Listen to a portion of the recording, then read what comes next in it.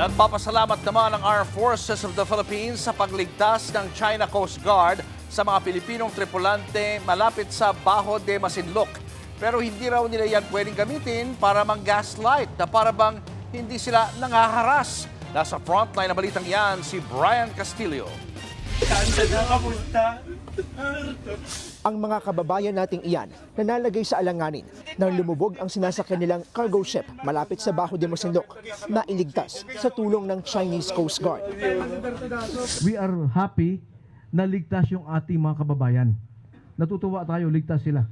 Sa kabila niyan, duda ang Armed Forces of the Philippines sa pagiging masigasig ng China sa pagbibida sa pagsagip nila sa mga tripulanteng Pilipino na para bang walang nangyaring pambobomba noon ng tubig. Ayun, bumanggana naman po, bumanggana naman. Pagbangga at pagbuntot sa mga barko ng Pilipinas ng mga dihamak na mas malalaking barko ng China sa West Philippine Sea. It is one action of a Coast Guard to save life at sea. It will not erase the hundreds of coercive and aggressive actions done in the past. Hindi raw basta-bastang mabubura ang paulit-ulit na panghaharas sa atin ng China. Samantala, mas pinaigting ng AFP at PCG ang pagbabantay sa ating soberanya, partikular na sa West Philippine Sea. Lalo't baka pag-interesan ang anunsyo ni Pangulong Bongbong Marcos na bagong diskubring gas sa Malampaya. Isinagawa rin ang ika-11 bilateral maritime cooperative activity ng Pilipinas at Amerika.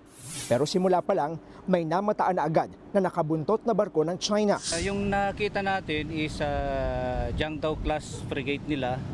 Ng pangalan ay Xianing 500 yung bow number.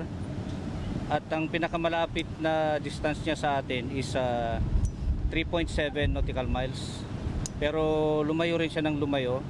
At hindi rin naman siya naka-distract sa exercise natin.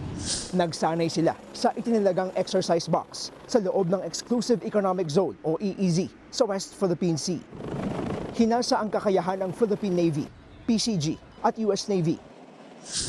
Nag-conduct tayo ng maneuvering exercises, communication exercises, at saka deck landing, including replenishment at sea.